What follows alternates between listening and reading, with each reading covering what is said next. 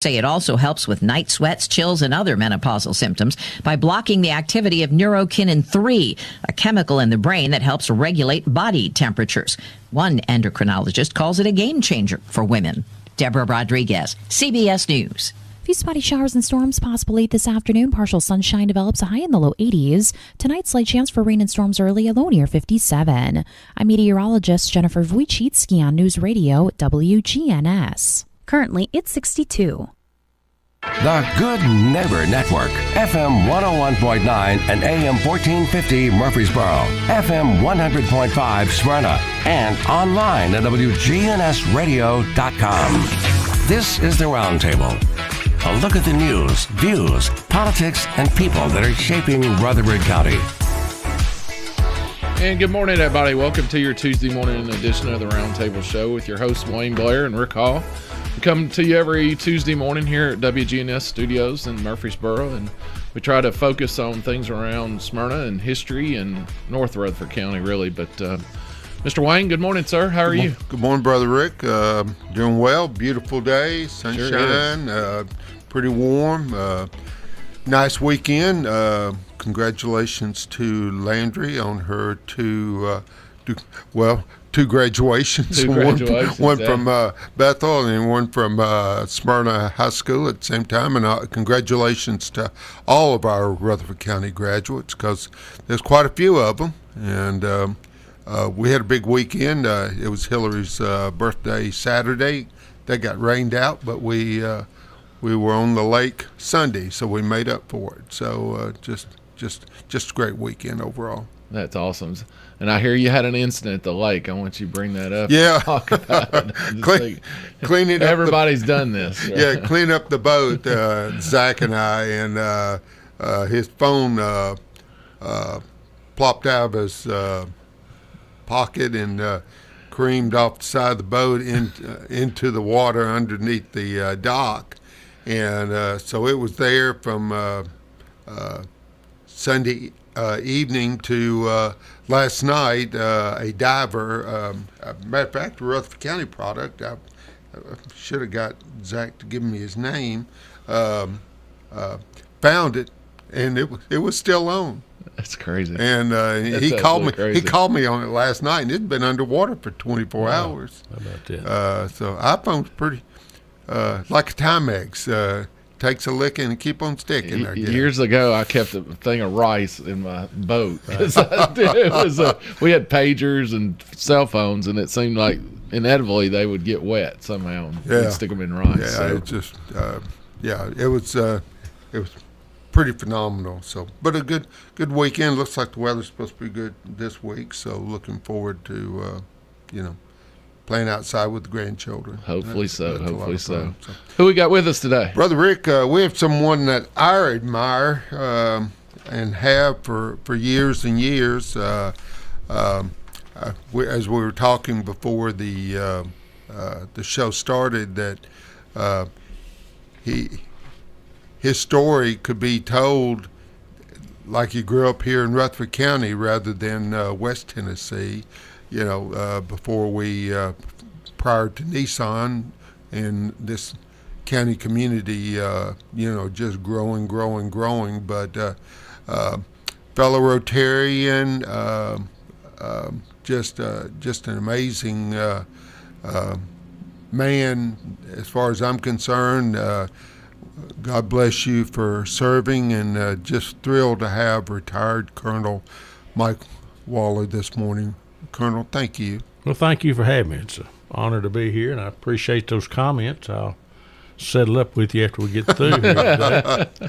But always a pleasure to inflation's kicked in when you pay those off now. Inflation's got a little bit more. Sure. But again, thank you very much. Well, Colonel, I remember when I met you, but just sometimes you meet people and you just go, that is one interesting person. I want to get to know them better, and you certainly have been that person for me. And of course, having been the Rotary Club with you all these years, and I hope we get to talk extensively about your leadership there. But we'd like to although I know some of your early history, but I'd love for you to share with the audience, your beginnings. Well, I grew up in a small rural community in Hardeman County. I went to school in Bolivar, Tennessee. A pure agriculture community, and it still is. Our leaders at the time were all farmers, and they didn't want growth. They didn't want industry to come in to compete with farm labor. So I grew up working on the farm, working in the fields, picking cotton, chopping cotton. I was an Eagle Scout, or am an Eagle Scout. Wow. Now, I did not know that about you, Colonel. That is way cool. Yeah, I was real fortunate. My dad worked all the time. He had 2 jobs, and I didn't see him very often, but he made sure I was surrounded by the right kind of people growing up, which I didn't realize for a long time, but I guess really after his death, and got to reminiscing and thinking about it. But, Raymond Boyd was our scout leader, and there were 2 of us in the same age group that competed all the way through, and both got our Eagle Scouts. Mr. G.C. Bartlett was our ag teacher, and I was a state secretary of the Future Farmers of America. State championship livestock judging. Wow. Rode in the back of a pickup truck to Kansas City, Missouri to the national convention. Now, that's a true story. But Mr. Bartlett had retired, and a guy named Joe Martin, a young fella, came in, and I was the state secretary, which meant I was a delegate to this convention. And we'd also won the livestock judging, so got an opportunity to go compete in the national livestock judging. But anyway, he loaded us up in the back of a pickup truck. Did it have a topper on it? No, no. It did. But anyway, it didn't rain. I was going to say, hopefully you had good weather. It wouldn't have mattered if it had, to us 16, 17-year-old kids. I went to Daytona Beach, Florida, and the bed, we had a topper on it with a buddy of mine in high school. I think we were about 14. It was the best time, was riding the back. We thought we were something riding down the interstate in the back of that truck. I would have thought carbon monoxide would have got you, brother. No, I'm here. Yeah.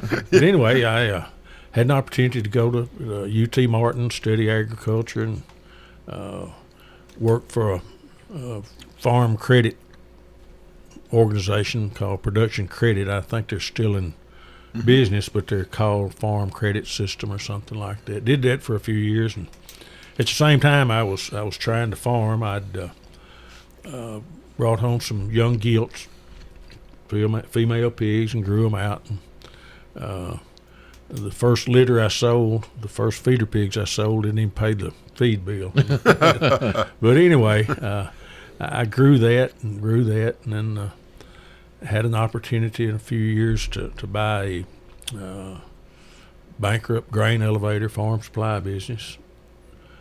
So I did that for several years, had a heck of a business. I think the first year I was in business, I grossed like $7 million. Wow. We had just a tremendous grain crop, big wheat crop. I sold liquid fertilizer, chemicals, ground feed. I mean, we had like 16 employees and just stayed busy all the time. Not a bad, gig for a 20-something-year-old kid, and that's literally what I was. And then we had Jimmy Carter became president, and those of you that survived that era with the high interest rates. And fortunately then I'd been in the National Guard, and I had an opportunity to go to work full-time for the Guard, which was really a blessing to me. And that's how I ended up in Smyrna. We, at the time, there were a lot of aspirations to relocate our state headquarters from Nashville to Smyrna. So a lot of men and women that were transferring to state headquarters in Nashville located in Rutherford County because they were anticipating the state headquarters to be there. Of course, that never did materialize, but still it's been a great place to raise a family and to live and make friends, and I haven't regretted that a minute, and have never had any desire to go home, if you will. Now I've got 2 children that live down there, in West Tennessee. But and I'd like to go visit them, but I have no desire to go back. I mean, the high school where I graduated in the mid '60s, late '60s, has less students today than it did then. Wow! And they've consolidated. We don't have 2 high schools in the county. We had 5 when I was in school down there. So that just tells you, the lack of industry, the lack of road networks. There's nothing for a young person to do to stay in Bolivar, Tennessee, unfortunately. And of course, they're close enough to Memphis and to Jackson that they can commute, and that's what my children do. But anyway, I really like it up here. In Rutherford County, we had community high schools prior to 1972 when Oakland and Riverdale opened. Your Walter Hills and Buchanan's and Kittrell and all those schools, were consolidated into 2 big high schools. Right. So, and that was prior to the Nissan boom. So we had the 1 through 12 for forever up until '72, and of course Eagle's the last remaining K through 12 now in Rutherford County. Right. So we, like I said, we had a lot of similarities prior to Nissan because we were a huge agricultural county prior to that Sure. as well. Sure. Well, that's a good life. No doubt about that. But just I can't think of anything unpleasant or bad about this area. Now, there's some things you'd like to change. Other than traffic.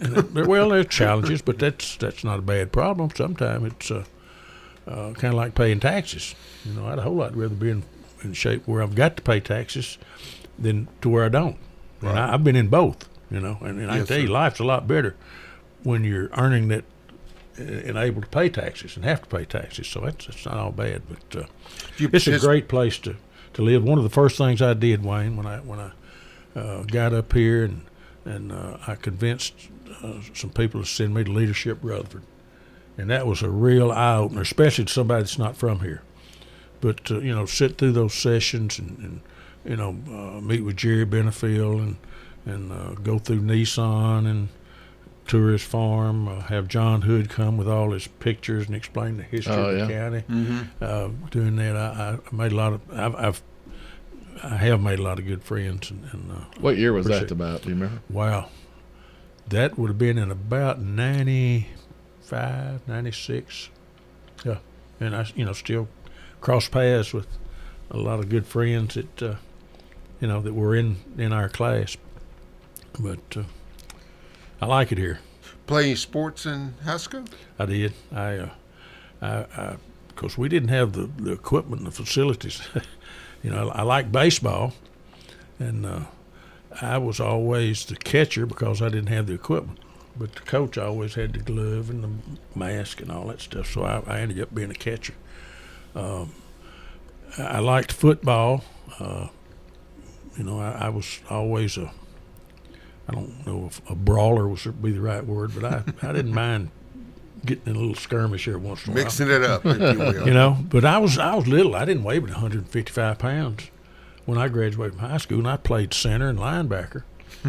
And had 2 pretty good-sized guys that played guard, and on short yardage, they'd lock their legs behind mine. And of course, the opposing team, they'd just bowl right over me. And of course, they'd run it to the outside. But we had some pretty good teams. But yeah, I enjoyed sports, and have a grandson that's real active. He's a sophomore in high school, a very good basketball player, and enjoys that. And it's just begun playing football. Was your daughter a member of the Pride of the Southland band? What? Granddaughter. Okay, I thought I recalled. Her stepdaughter, I'm sorry. Yeah, Lindsay played at Smyrna High School, played the drums, and then went to school at Knoxville and played in the band 4 years. So we got to go to all of the home games. As many as the away games as we could. That was a good experience for her. Good. We really, really enjoyed that. And then her brother James went to Mississippi State, and he played in the band down there for 2 years. And he's in the Air Force now. He's on a refueling plane. He's a boom operator where they do the refueling. Oh, yeah. Wow. Of course, the kid, I like to tell the story, and I've told him before, he couldn't walk and chew chewing gum. But he could work a Rubik's Cube when he was 9 years old. I mean, his hands and stuff like that. Right? So being a boom operator is just a perfect fit for him. That'd be an amazing job. There's a YouTube channel that shows, and it's the boom operators, and they record, and of course them pilots are right there below them, and the questions that they come up with that they ask these pilots, it's just funny. It's a whole little short skit thing, but right. Yeah, it's amazing, especially at night, blackout. When they just come out of nowhere. Yeah. So when you transferred here with a guard, and were you out of the Nashville office then? I was. I came up here and I had several different assignments. I worked in recruiting 2 tours. I ended up as the G4, which is the logistician, involved the beans and bullets and transportation, maintenance. I guess the highlight of my career was, being selected to go to the National War College. I spent a year in D.C. out at Fort McNair in basically a general officer prep course.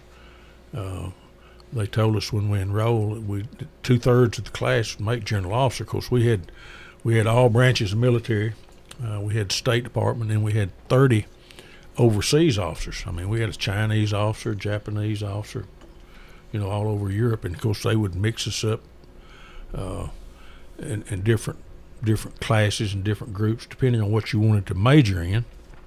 And I got to spend 2 weeks in South Korea and Japan as part of the final exercise of the program. Wow. So that was something I'll never forget. Never forget. That's awesome. Yeah. You're listening to retired Colonel Mike Waller with he's out of Smyrna, a Rotarian that we share the honor of serving with, and from Smyrna. We're going to take our first break, and we'll be right back with you in just a minute.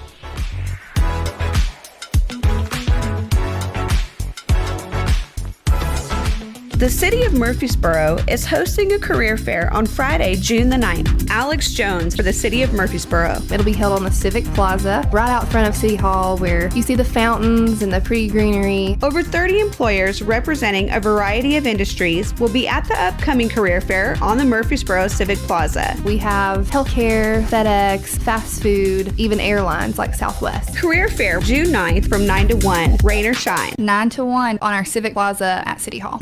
Guys, if you've noticed a lack of energy, motivation, and drive, it could be low T. Schedule your complete health assessment at Low T Center. They now offer the convenience of monitored self-inject at-home testosterone treatments for only $155 a month cash pay, or covered by most health insurance. If you don't live near Low T Center, or you just need the convenience of at-home treatment, Low T Center makes it easy to get started on treatment. Only your first 2 visits are in person. Go to lowtcenter.com now to book your appointment online. Low T Center, reinventing men's healthcare. Del Walmsley and the Wealth Cycle. This is the wealth cycle that I've taught for 30 years. Buy 1 house, 10 houses, an apartment, 2 apartments, 8, 20, 500 units, 1,000 units, 2,000, 5,000 units. And as you keep putting the money and the profits back in, you become one of those rich people. And much quicker than you'd even believe. Learn Del's Wealth Cycle at GiveMeTotalFreedom.com. Use promo code 2023. Save 60%. Code 2023. GiveMeTotalFreedom.com. GiveMeTotalFreedom.com. It's Good Neighbor Events. Brought to you by Cardinal Realty Solutions, the law offices of John Day, and AmeriCare Pest Control. This is a paid legal ad. Hi, this is John Day of the law offices of John Day. For more than 30 years, my team and I have worked hard to help injured people throughout Middle Tennessee. Over that time, we've helped thousands of people get the legal help they need when they've needed it the most. And if we're not able to help or aren't the right lawyer for you, we'll do the best to point you in the right direction. If you've been injured, call the law offices of John Day for a free consultation. And remember, there's no fee unless we win your case. This is Spring Fling Week in the borough, and WGNS welcomes all of our TSSAA friends to the community. Oh, and we're getting close to that 50th reunion of the Oakland and Riverdale high school classes. Those were both the first classes of the Patriots and the Warriors. The joint high school reunions, June 2nd and 3rd. And the Discovery Center's Secret Garden Party and Tour begin Friday night, June the 2nd. And the tour is Saturday and Sunday, June 3rd and 4th. For information, get with the Discovery Center. A lot of adults use bicycles for transportation. Some can't afford a car, and others have had their driver's license suspended. A good working bike is a must. And Greenhouse Ministries is having their Bike Repair Day Saturday, June the 10th. That'll be at 8 o'clock that morning, and volunteers are needed. That's Saturday morning, June the 10th, at Greenhouse Ministries. And for more Good Neighbor events, check our website, WGNSradio.com. Those are WGNS Good Neighbor events. Good Neighbor weather. A few spotty showers and storms possible late this afternoon. Partial sunshine develops a high in the low 80s. Tonight, slight chance for rain and storms early, a low near 57. I'm meteorologist Jennifer Wojcicki on News Radio WGNS. Currently, it's 66. This is Dr. David Morris with Magnolia Medical Center. Do you suffer from peripheral neuropathy in your hands or feet, burning pain, balance problems, and decreased quality of life? Magnolia Medical Center can help. Magnolia Medical Center in Murfreesboro. Online at magnoliamedicalcenters.com. This is the Roundtable from News Radio WGNS on FM 101.9 and AM 1450 Murfreesboro, FM 100.5 Smyrna, and worldwide at WGNSradio.com. And welcome back to the second segment of the WGNS Roundtable with your host Rick Hall and Wayne Blair. And it's been our pleasure this morning to have retired Colonel Mike Waller with us, fellow Rotarian. I will also say community leader, because a lot of us pay attention to what you say, Colonel. And let's talk about your military career. And I think prior to the Middle East, Enduring Freedom and some of those campaigns, the Guard had a different they were looked upon differently prior to being called into international active duty. And God bless you for your service, Colonel. Well, thank you. I appreciate that. I was really fortunate in my military career to have some tremendously good leaders. I've served on the staff and worked for 3 different men that went on to become the Adjutant General of Tennessee. Jerry White was a Vietnam veteran. He was police chief in Brownsville, Tennessee when he became Adjutant General. Unfortunately, he passed away untimely. But I probably learned more from General White than any other individual about analyzing people, making decisions, looking at the consequences of what you need to do. You know, look at the good side, but then there's always an unintended consequence that you need to consider, and that carries through in everything, whether it be the Rotary Club, civic groups, whatever you're doing. You need to thoroughly look at all aspects of it. When General Dan Wood was appointed Adjutant General, he was a technician with South Central Bail, became the Adjutant General under Governor Sundquist. He hadn't been in the state headquarters building but 3 times in his life before he became the head of the organization, which includes the Air Guard and the emergency management. So he asked me to come up to his office and show him the ropes and show him, around the building and things like that. I'll never forget the first cabinet meeting after the inauguration. He said, "Come on, let's go to residence to the governor's office." To the staff meeting. Well, I knew when I walked in I was out of place. Wasn't a doubt in my mind. But anyways, he sat me down, and it wasn't too long till I was asked to excuse myself from the room. But the state part of the military department is a different animal. I mean, it's a different budget, different people. You have state employees, and then you have federal employees, but a lot of real good people that can really help make some things happen. And it's just a matter of knowing who to call to get Tennessee National Guard sign out on the I-24, things like that. But great experiences, and again, good people. So I was just blessed to do those things. Fortunately, I guess you could say I was never deployed overseas. 34 years in uniform. I never was. I went on exercises and training, but I never was deployed for a long period of time.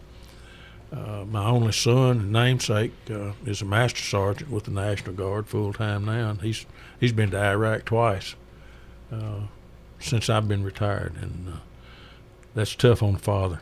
Yes, sir. Really tough. But fortunately, in both instances, his entire unit returned, and he's just the unit he works for now. They've just shipped out 2 military police units over the past weekend. Excuse me. So, I guess the biggest thing I took away from the National Guard and the leadership is developing leaders.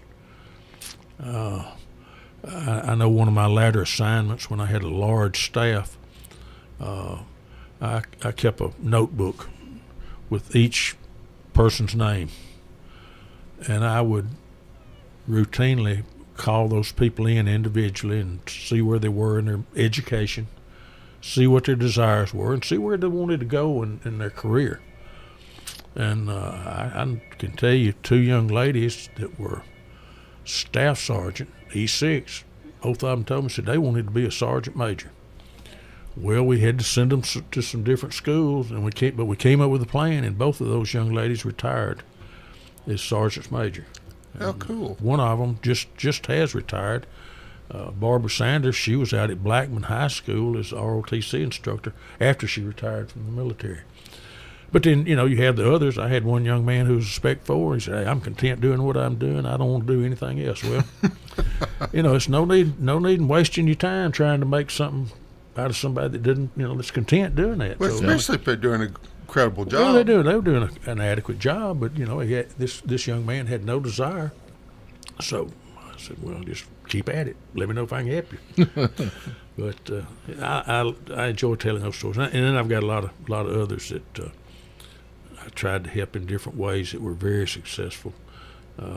Many of which were what we call traditional guardsmen. They were insurance, bankers, that type of thing that had a lot of potential and offered a lot. And that's the beauty of the National Guard, is your civilian contribution, your civilian profession. That's one thing that the active Army, back after Desert Storm, when they started mobilizing National Guard units, they realized real quick, hey, having all these policemen and plumbers and insurance agents and all of this expertise is great in nation building. So for that reason, among others, they've really overextended to a degree our National Guard assets.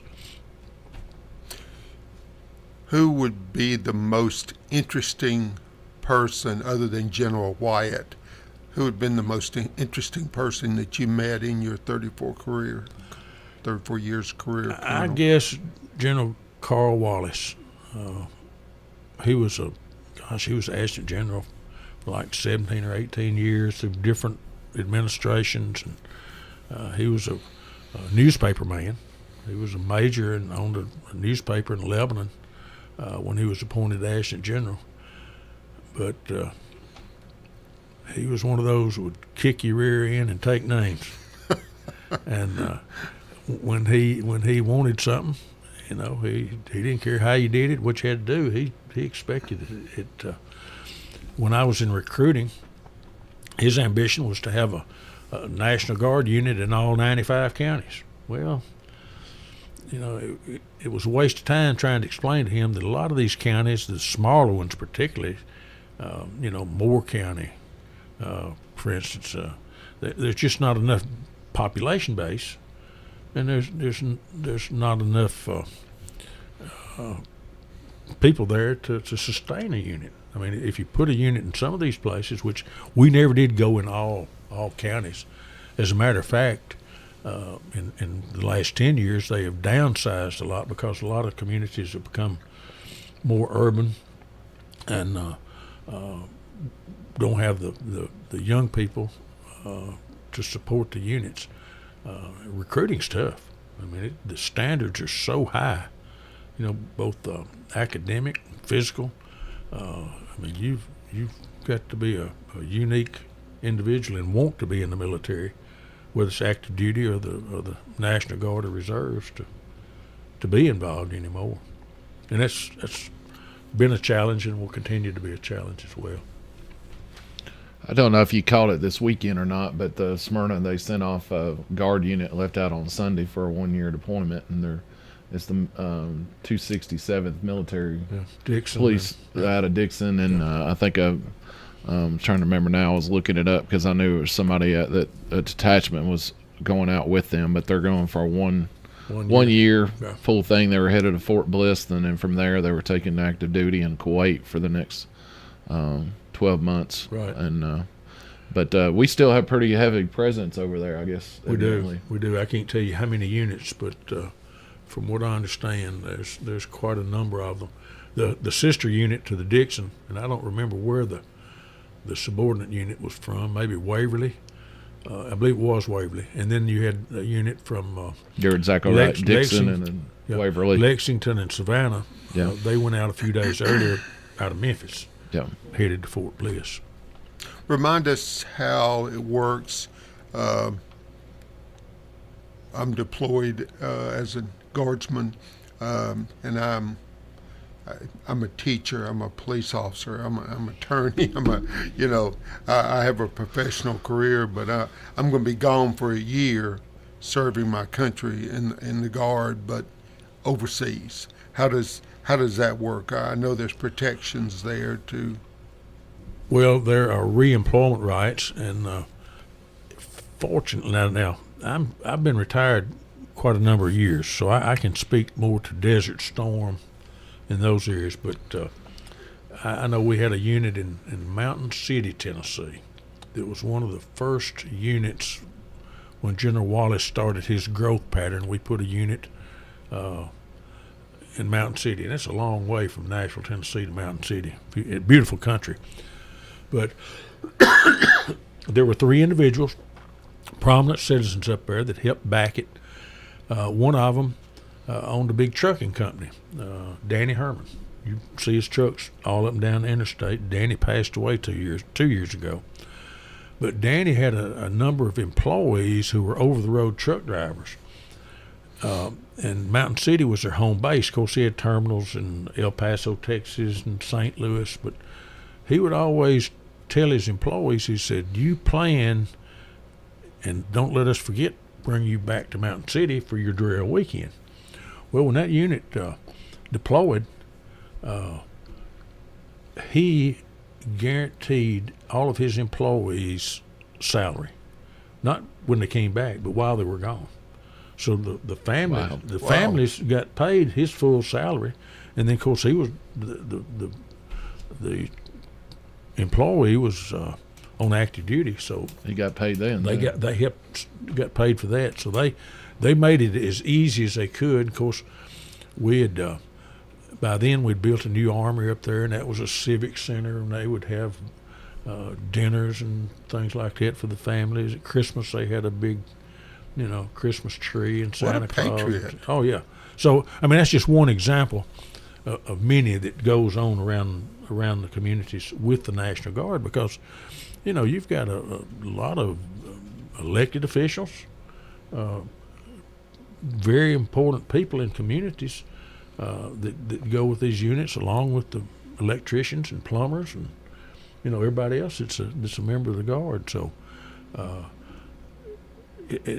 East Tennessee is a tremendously patriotic part of the state. Not Tennessee, of course, is a volunteer state, but the thing that stuck me, being from rural West Tennessee and seeing what goes on in East Tennessee, and it's all over that part of the state, or it was, and I'm sure it still is. Sure. With what's going on nationally, and I thought it was Matt Gaetz being the one to say it out of Florida, but he was talking about, the military and not being able to meet the recruiting goals, and then were they on the right track or the wrong track? And he said, the military relies heavily on the South. Oh, sure. The Southeast to provide them with able-bodied soldiers, men and women that are ready to serve, and that took up a big majority of our military in all ranks. Right. And they're not fulfilling them goals. And his question was, are you guys on the right track? Are you listening to what these areas and what these kids are growing up and how their values are versus what you're trying to attract with the military? And they're not meeting their goals. And I think, like you said, Tennessee's a volunteer state, and I think we're always one of the first ones that raise our hand. Something needs to be done. Sure. Well, there's nothing I can add. I mean, you're right on target. Mm-hmm. I don't know what the answer is, but it's not new and it's not unique. It's always going to be a challenge, especially as the needs of the services and the increased technology. Now we've got a space force, which I know very little about other than what I read in the paper, but I'm satisfied it's necessary and needed. But you're looking for high-tech young people to be in that space force, no doubt. Almost kind of a concern with so much artificial intelligence with the drones and tanks and airplanes and some of these robotic soldiers. You've seen the what looks like a dog, right.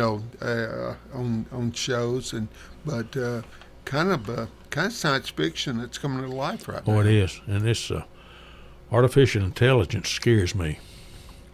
When you got the young man that developed it going to Washington to Congress and say, "Hey, we need to tighten the rules on this. We need more oversight." Well, I'm afraid the genie's already out of the box on that. Yeah, I don't know where that's going to end up. It's that could be the downfall. Well, and just like this morning on one of the stations I was watching earlier, talking about the video and the pictures. I mean, they can put your picture, doing anything, anywhere, and saying anything. Yeah. Yeah. Yeah. So who do you believe? What do you believe? Yeah. Mm-hmm. You said, of course, you were never deployed, but you were on some training tours. What was the most fascinating place that you visited as on a tour? Probably in Germany, the Fulda Gap. The Fulda Gap is the border between East and West Germany. Well, I don't know. I take that back. Now that I think about it, I got to go to the Panmunjom, to the border, North and South Korea. DMZ. And I've got some photographs of us standing inside one of the buildings there to where they negotiate. This right on the border. And you've got North Korean soldiers staring you through the windows, looking at you, trying to watch what you're doing. And then, going up some of the towers and looking through the binoculars at what was going on and just listening to their presentations.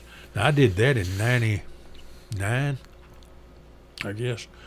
And the South Koreans had already built a building on their side of the border for reunification. I mean, they were prepared 20 years ago for the border to come down and for their relatives, literally, from North Korea to come back to the South.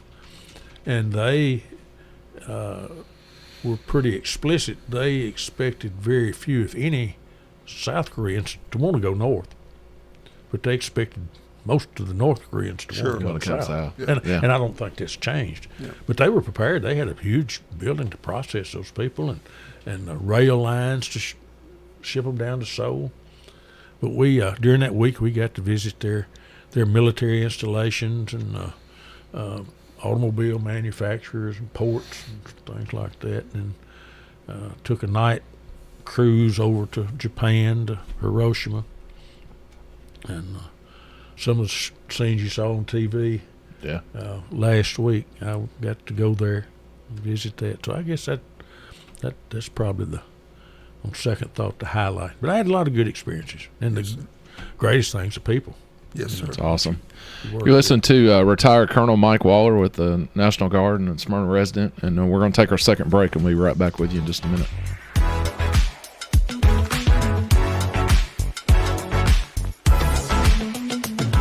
Hi, this is Bob Cornell, pastor of Covenant Church right here in Murfreesboro, Tennessee. The answer that you've been looking for is found in Jesus and what he accomplished at the cross. You see, Jesus changes lives from the inside out. We would love for you to join us at Covenant Church, located at 1124 Brinkley Ave right here in Murfreesboro. We have services Sunday morning at 10:30 a.m. and Tuesdays at 7 p.m. You can learn more about us at our Cornell Ministries YouTube channel. We want you to grow in Christ at Covenant Church. Here at Bud's Tire, we make buying Michelin tires simpler. I'm Allison Mitchell with Bud's Tire Pros. We offer a straightforward approach to service, including nationwide warranties with every purchase. Stop in today to see our full lineup of Michelin and BF Goodrich tires. For whatever you drive, Michelin and BF Goodrich have a tire to fit any need. Bud's Tire Pros, hassle-free, guaranteed. We're located on East Main Street, exactly 3 miles from the town square, 1 mile past Rutherford Boulevard. Visit us online at budstirepros.tn.com. This is Kim Dunaway from Sunshine Nutrition Center. You hear me on Monday mornings at 7:20 talking about how to lead a healthier lifestyle. We carry supplements, personal care, and grocery items at both our Murfreesboro and Smyrna locations, family owned and operated since 1989. MTSU Arts, together with Ascend Federal Credit Union, provide hundreds of performances, exhibitions, and concerts annually. My name is Timothy Wales. I'm a liberal arts student at MTSU. This is Jasmine January. I'm a music industry major at MTSU. I'm Alec Barger, a graduating senior at MTSU. Just as our students enrich their lives by showcasing their skills, we invite you to enrich yours by being an MTSU Arts patron. Visit mtsu.edu/MTSU Arts for more information. This is the Roundtable from News Radio WGNS on FM 101.9 and AM 1450 Murfreesboro, FM 100.5 Smyrna, and worldwide at WGNSradio.com. And welcome back to the third and final segment of the Tuesday morning edition of the WGNS Roundtable with your host Rick Hall and myself, Wayne Blair.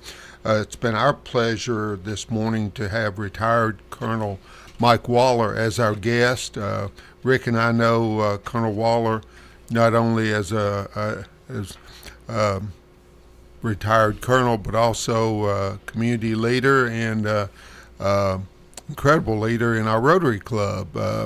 The Wings of Freedom Fish Fry just has blossomed under his leadership, and although he won't take any credit, but you ask a Rotarian, why is our fundraiser so successful, everyone would point to your leadership, Colonel. Well, thank you. I appreciate that. I really have enjoyed working with the Fish Fry. I didn't attend the first one. I did and very well remember the second one that we had over on the east side of the airport with the sun setting and bearing down, one of the hottest days of the year, not a shade anywhere. But we've grown every year. You know, we started out, I think the first year they estimated they raised $10,000. And we were ecstatic. Yeah. John Black has some pictures and makes a presentation routinely showing the growth pattern, showing some pictures of the first Fish Fry where they took two little pop-up tents and some plywood laid out on the ground. It was a dance floor, and they had a boom box making music and backyard cookers, things like that. Mm-hmm. But now we have over the years, it has evolved into a huge event. We'll feed 2,000 people. We have participation, and people just come back every year and help us with it. The club, it's just really taken a hold of it, and I date back, Wayne, to the early years when we were first starting the Fish Fry, And the Boys and Girls Club came to us one meeting, and you were probably on the board then as well, but they were wanting to build a Boys and Girls Club in Smyrna. They had rented facilities that kept growing and growing and moving, and so we agreed to pay $200,000 over 5 years, and we didn't have a nickel. I mean, the only way we could do it was our fish fry. Well, you talk about unintended consequences, and we didn't foresee this one, but it forced our club to dig in and work to raise money with that fish fry, because that's the only way we could make that commitment. Now we all knew it was the right thing to do. Right. We all knew we needed a Boys and Girls Club. Of course, we hedged it a little bit because we said we'll start next year. That was going to give us the current year to build a little cushion. But there were some years when we considered going back to the Boys and Girls Club, and of course they had borrowed money against our pledge. Now, I don't know where they borrowed it, but somebody loaned them some money based on these pledges to build the building, I'm sure. But we considered going to them and say, hey, can we maybe cut our $50,000 to a little bit lesser amount this year? Because what it was doing, it was preventing us from giving contributions or grants to other groups that needed it in the community. But that, plus the way we have grown and used our grant process to help not-for-profits in the community, people really enjoy. They think it's the right thing to do. I remember last year, as a matter of fact, visiting with a gentleman named John Yarber. John has been a long-time sponsor. He's a entrepreneur. He had a business that he sold for $1.3 billion, a few years ago, and had zero debt. But he had gambling machines, slot machines, on all the Indian reservations in the country, and that's where he succeeded. And he started out in his garage right there in Smyrna, Tennessee, and then he moved his business over to the terminal when they built the new terminal. But John told me, he said, this is the easiest group to contribute to of any I get offers to help. He said, knowing how y'all use the money and what you do with it, and looking out here at this huge crowd tonight, he said, there's never a question in my mind whether I want to do this, and never will be. But we've got people that have worked the fish fry forever and ever, and we keep trying to come up with new ideas, new ways to make it a little better, and we've improved it pretty much a little bit every year. We just keep tweaking it, but it's been great for our community and for this county. We've had people like Neil Orn continues to come from Channel 2 every year, and that and he announces our event on his morning news show, and we've just we've benefited from a lot of people saying good things about us. Oh, absolutely, and knock on wood, we've been fortunate to have never been rained out. We've had one or two threats and showers, but we never have been completely rained out. And let's see, it's going to be on September the 9th this year. And if anyone listening would like to find out more about it, the website is www.wofsmyrna.com. We've over the years we've honored and recognized World War II veterans, Korean veterans, Vietnam veterans, enduring freedom, I guess, Iraqi freedom, all the different Middle Eastern conflicts too. Sure. So it's just been it's been neat, especially we're losing so many World War II and Vietnam, Korean and Vietnam veterans, annually. Just to, for them to know that they're honored and appreciated. I got a call just 2 weeks ago from a young man who put me in touch with a 102-year-old World War II veteran. Wow. Who we want to invite honor this year. Yeah, that's awesome. Yeah, still active from what I understand. I want to bring up, we just received even an award this past week. Right. I guess from the International Rotary, recognized us as the most outstanding club for 2022-2023 for exceptional service over the past year, which, I mean, the year's not up, but, you figure I did the Franklin Rodeo this weekend with some of the Rotarians out of Franklin, and, I was the butt of 100 questions about how we do our stuff up there, and they want to know. And we're right now number one in the state with our service hours, even over, you think, big clubs like Nashville and whatnot, that we're sure. It's service above self is the motto, and that I think what I see is we take that to the next level because there's so many of us out here volunteering every weekend, just not for money, but just our time to provide. And the group that goes and builds homes in Honduras. Oh, yeah. Yeah. That's great news, Rick. I hadn't heard that. That makes the second time in recent memory that we've received that. Back when Regina Medlin was president, we received that award. So that's wonderful. Well, just we want to touch lives, and I've been in the Rotary Club now well over 30 years, and I take great pride in the lives that we're touching and improving as Rotarians. 34 years of what? Perfect attendance? So far. I think I got to do a couple of makeups right now. So I just can't get Jenny Williams to lay out. She's just so competitive. Well, that's great. The two of you have perfect attendance for the same number of years. I remember at one time we had 3 gentlemen, all are deceased now, but their cumulative total exceeded 100 years. Right.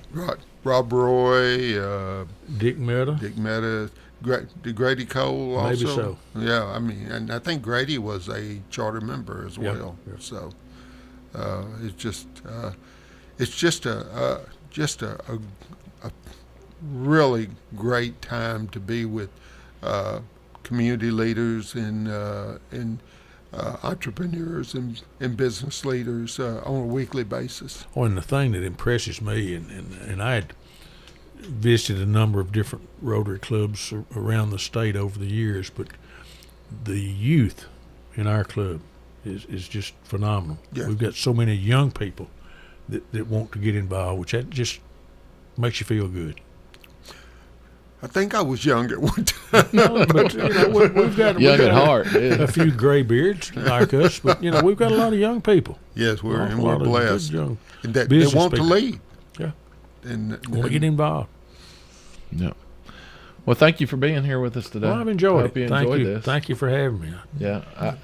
I don't want you to go anywhere. I just want to bring up a few calendar events that we got. When our parks people were in a couple of weeks ago, they gave us a calendar, and everybody's, I think, with the kids getting out of school and doing half-day school, and our seniors are sleeping in this morning, but I just want to bring up every the listeners out there, if you're looking for something to do. Today is opening day of the Splash Pad, which is on Gregory Mill Park in Smyrna on Eden Springs Road.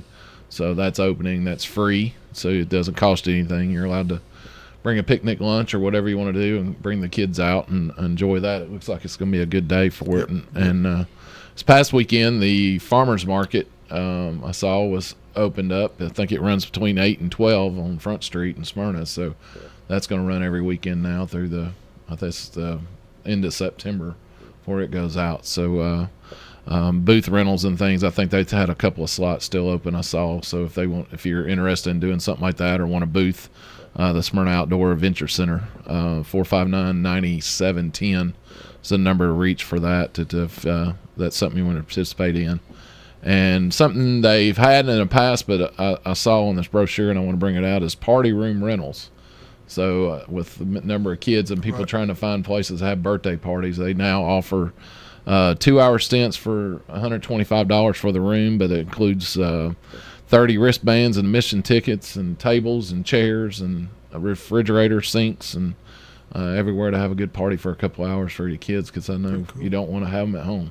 Yeah, don't want to clean up at the house. Huh? Yeah, so that adventure center, that's really become something. It's hard to believe, and I was just a kid when they opened the town center. Right. So, and what in the world we're going to do with the town center? And here we sit, probably 30 years later now, and what that facility's turned into. Yeah.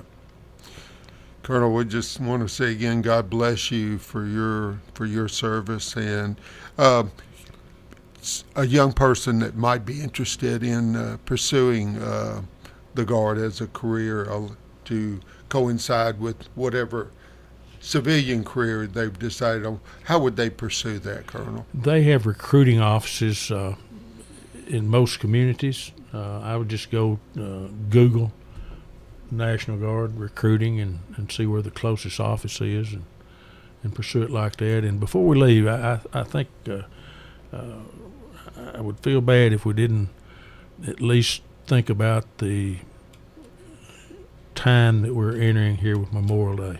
Right. You're exactly right. And think about all of those that have gone before us that gave the ultimate sacrifice to their families, their friends. We'd be remiss if we didn't mention that and pray for those families. You're exactly right. I know you've lost some close friends sure. Over the years. And I think Smyrna does an event now, wreath laying at is they still doing it at the City Hall? Or I think they're doing that by the Coos Memorial, aren't they? They moved it out there. I believe they did too. That's what I was trying to memorize it. And I'm not sure. It'd probably be Monday, but I don't know for sure. Yeah, I think it's Monday at 11. That memorial is just something special, especially at night when you drive by. Yeah. It really takes your breath away. It's got to be the most visited destination in the county. Well, they almost need to put a pull off, because I don't know, numerous times, I'm going to tell you, I've had semis that are pulled over right there and the guys are getting out. Yeah. You know, they're from some part of the country, sure. delivering a load, and they see that thing and pull over, and they're out there taking pictures of it, but they're pulled over. It almost needs a pull off over there because it gets so much attention. That's a good very idea. good point. And they've got room to do it. Yeah. And having the all-inclusive playground that Smyrna Rotary Club, in partnership with the town of Smyrna and the Christy Houston Foundation, with the colors, with the Blue Angel colors and the Rotary Club's colors being the same, I just think that's so neat. Sure. And that I was pleased as a Rotarian that we participated in the Boys and Girls Club construction, but watching those babies and young people play at the all-inclusive playground just got to give you a warm spot around the heart. I drive by there routinely and just watch. I want to see where the bathroom, how far along they've got in. I haven't been up there. It was all framed up the last time I drove by. They've got the brick. They got the roof on it. It looks like they got brick up like 6 feet, and it's going to be some type of siding going up. Yeah. That was Sunday. I went by there.